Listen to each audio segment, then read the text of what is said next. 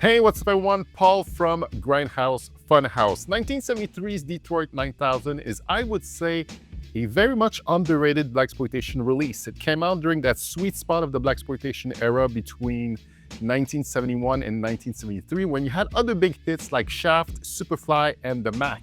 It did, however, get a tiny boost in the cultural zeitgeist back in 1998 when Quentin Tarantino re-released the movie in theaters through a short-lived film distribution company, Rolling Thunder Pictures. Now, thanks to Imprint Films and their newly released and pretty damn sweet blaxploitation box set, which I did an unboxing of, and you should definitely check out, Detroit 9000 is getting a new lease on life, which I am all about. It's directed by Arthur Marks, who was one of the big directors from the blaxploitation era with other classics like Bucktown, Friday Foster, JD's Revenge, and The Monkey Hustle. And it stars Hari Rhodes, Alex Rocco, Vonetta, McGee, and Scatman Crothers. After a fundraiser held at a downtown Detroit hotel for a black congressman who's running for governor is robbed, the Detroit Police Department assigns two cops to the case. Street-smart white detective Danny Bassett, played by Alex Rocco, and fly-as-fuck learned brother Detective Sergeant Jesse Williams, played by Hari Rhodes, who tries to work together under boiling political pressure to find the culprits behind this caper and solve this volatile case. Like I said earlier, Detroit 9000 is very much underrated and is one of the better entries in the blaxploitation genre, although it leans more towards a procedural drama, cops and robbers, an urban crime thriller mixing blaxploitation tropes with the semi-scope aesthetics of French Connection with a dash of racial tension that was happening at the time. The movie starts up at the Hail Our Heroes Ball that was supposed to be a ball to honor heroes of the community that got perverted and taken over by Congressman Aubrey Hale Clayton, played by Ruby Challenger, where he announces his candidacy to become governor and asking for money to all the rich black supporters at the ball. But then a group of heavily armed men wearing multicolored Spider-Man looking ski masks invades the ball with the Lugers in hand and steals around $400,000 worth of gold, jewels, and cash. And while this happened, one of the singers on stage starts singing, and I wasn't sure if I was supposed to feel emotional or cringy about it. You decide. If your mind is burdened, you don't know where to turn. It's a clean-cut robbery with no real acts of violence that occurred as the criminals disappear in a white getaway van as a car somehow swerves in front of them, explodes on impact, and yet somehow the driver comes out of it alive. That is one lucky dude. The cops arrive on the scene, but no one has any descriptions of the suspect. Some say that white man committed the crime to sabotage the election effort of a black candidate, and others say it was black-on-black crime. Do you think, like Congressman Clayton and my colleague here, that it was a honky caper to keep black power from taking over the state government? The Detroit Police Department is very careful not to place blame on any racial or ethnic groups as to avoid controversy and criticism. In comes Lieutenant Danny Bassett. He quickly sees that he's pretty much screwed. There's no way he can win because if the suspect turned out to be black, the mostly black population will think it's a cover-up. If they happen to be white, then the white population will think it's a whitewash to appease the black community.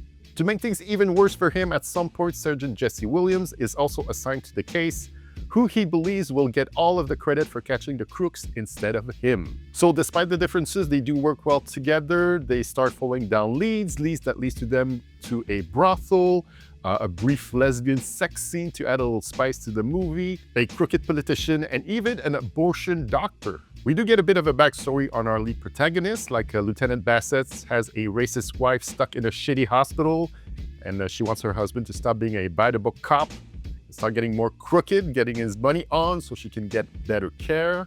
Could anything be worse than marrying a, what do they call you, pig? Was yet an honest pig?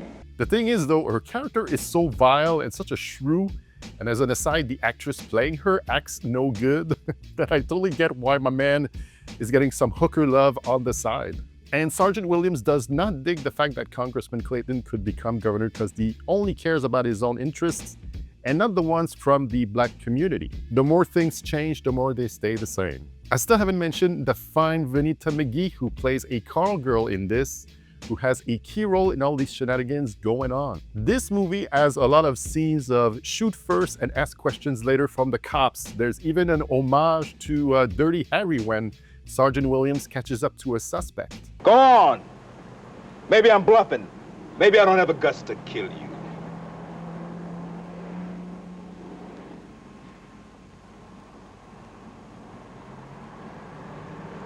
You're a smart boy, brother. Speaking of Sergeant Williams, played by Hari Rhodes, that dude as Mad Riz, as the kids would say, just an effortlessly cool brother who had a prolific career mostly stuck to episodic TV. It's a shame he didn't do more movies like this as the lead. Alex Rocco, though, was more active. He played Mo Green in The Godfather, or if like me, you're old enough to remember him in a TV show called The Famous TDZ, playing a Hollywood agent that won him an Emmy. He's very comfortable here playing a no-bullshit detective. The final act of the movie is pretty much a free-for-all shootout action set piece that's dialogue-free of the crooks who were part of the caper being blown away, mixed with car chases, foot chases through a cemetery.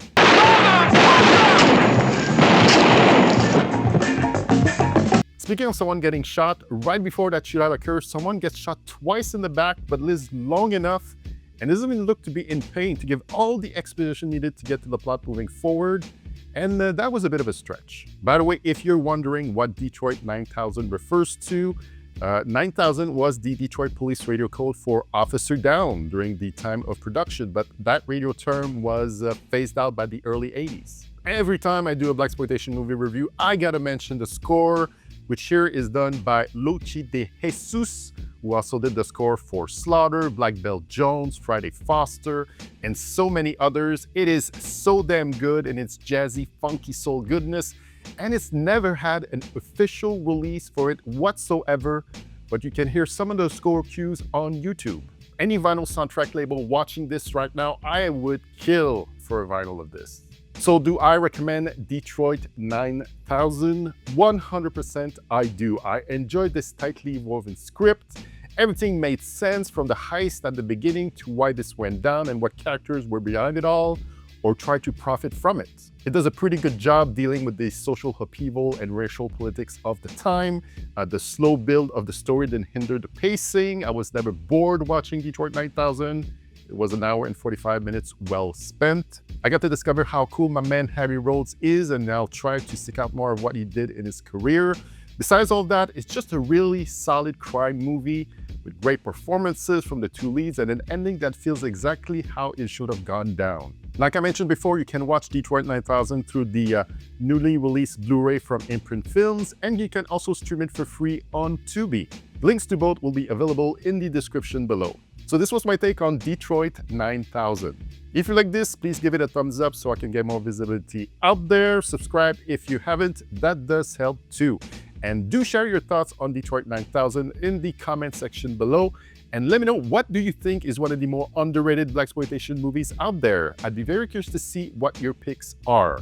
As always, thanks for watching, and I'll say to you, ciao bye for now. He was Canadian?